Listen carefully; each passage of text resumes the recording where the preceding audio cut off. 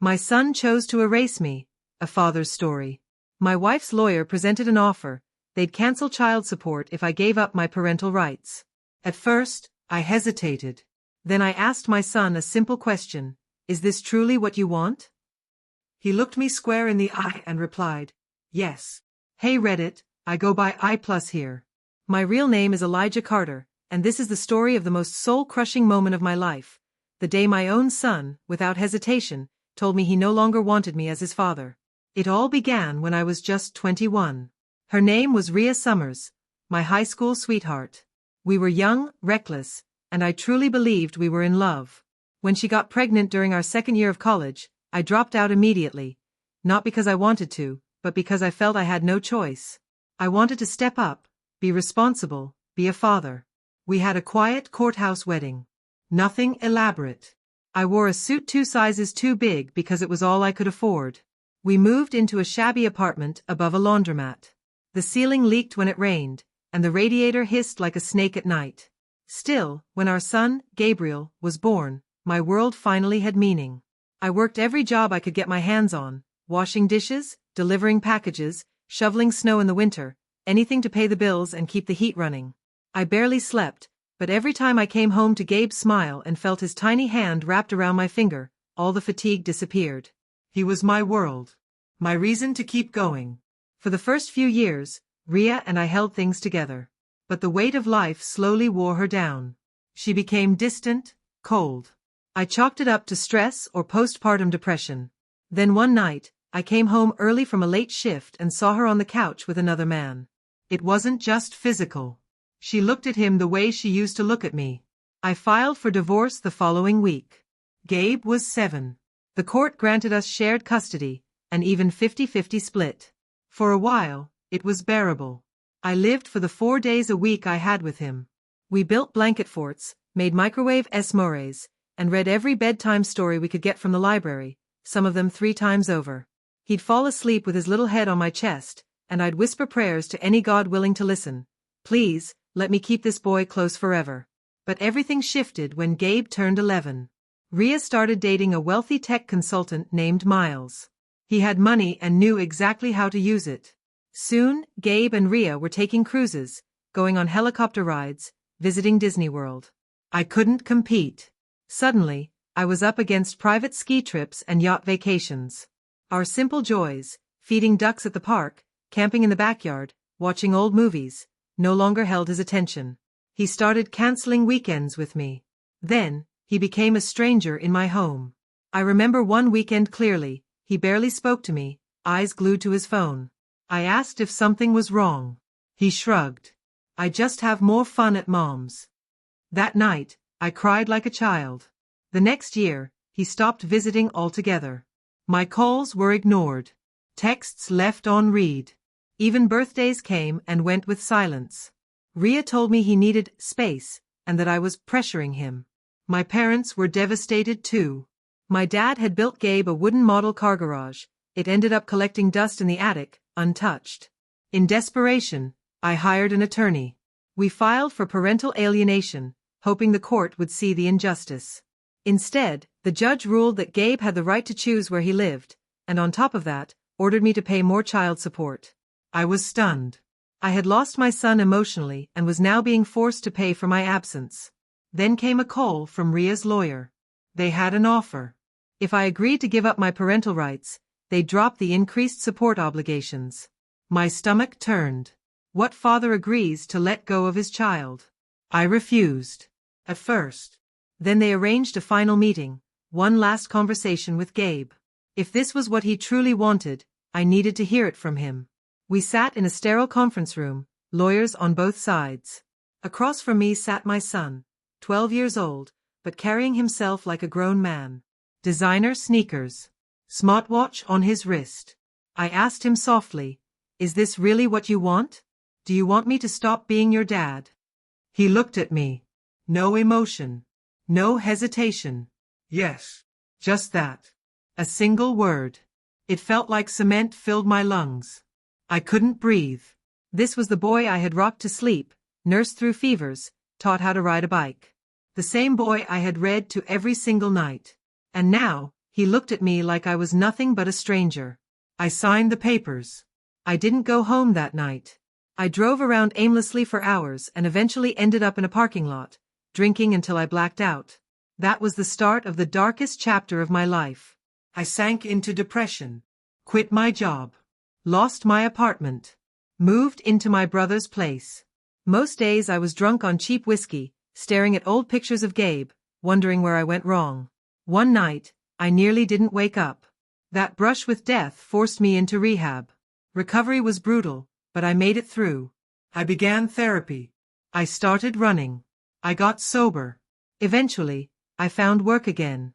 I moved back to my hometown, determined to rebuild whatever was left of my life. And then I met Valerie. She was a pediatric nurse, calm, strong, and kind.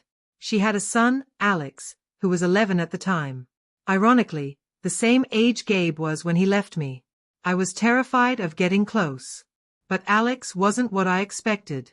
He was thoughtful, funny, and full of questions. We bonded over fishing, comic books, and goofy dad jokes. Slowly, he pulled me out of the darkness.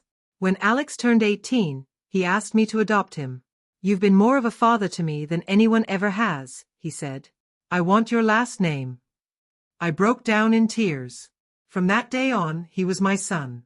Not just on paper, but in every way that counts. Valerie and I went on to have twin girls. I gave fatherhood everything I had. I never missed a recital. I cheered at every soccer game. I finally built the treehouse I never finished for Gabe.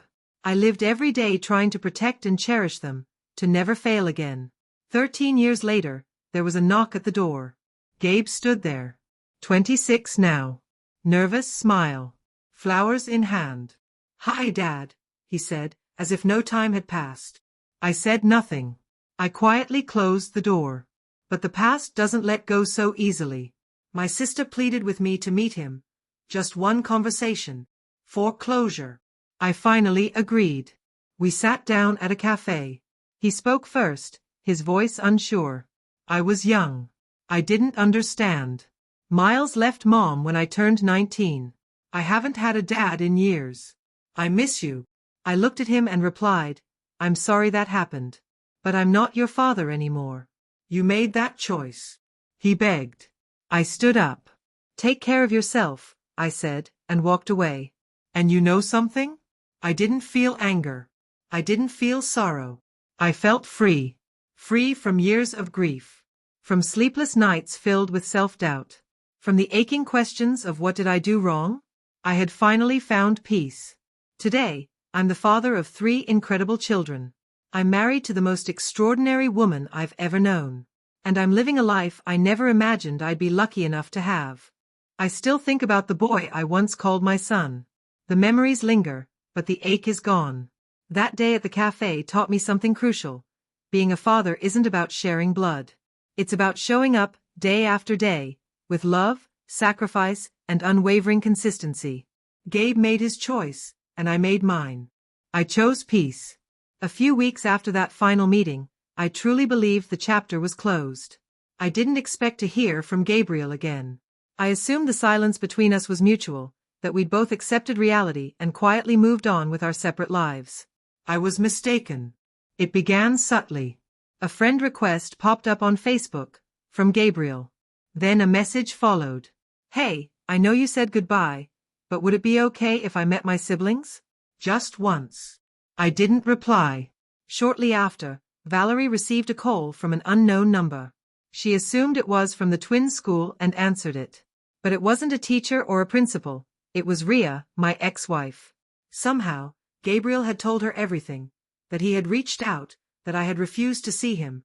After 14 years of silence, Rhea decided it was time to reinsert herself into the story. She wanted to talk about healing, about reconnection, about family.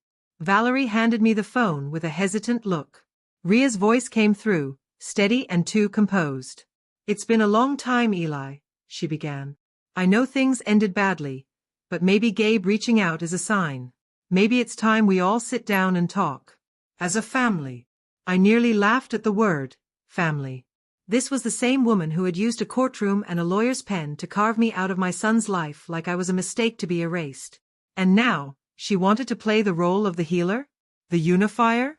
I held my tongue, though I could feel the anger rising in my chest. She kept talking. I think you're being hard on him, she said. He was just a kid. He didn't fully understand what he was giving up. And you? I asked.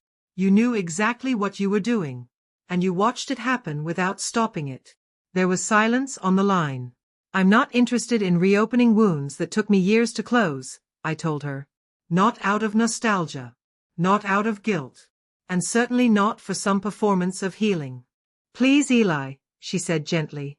You've built a beautiful life. We're not trying to interfere. Gabriel just wants to be part of it. No, I said firmly. He had a father, the man you married. The one who flew him around in helicopters and bought him out of ever needing me. Let him go find comfort in that world. Mine is off limits.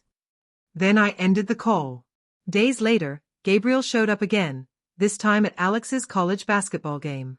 I saw him near the edge of the bleachers, standing stiffly, scanning the crowd until his eyes met mine. He didn't approach, maybe because he noticed the way Valerie was watching him, or maybe because I stood there with my hand on our youngest daughter's shoulder, protective and unmoving. After the game, he tried to catch us in the parking lot. Please, Dad, he said. Just give me one more chance. Before I could speak, Alex stepped forward. Come. Grounded. You had your chance, he told him. And you walked away from it. I didn't say a word. I helped my kids into the car, buckled them in, and we drove off. That was the last time Gabriel tried to see us in person. A year went by. Then, one quiet spring morning, I received a letter. It was handwritten, from Gabriel. Not bitter. Not pleading. Just honest.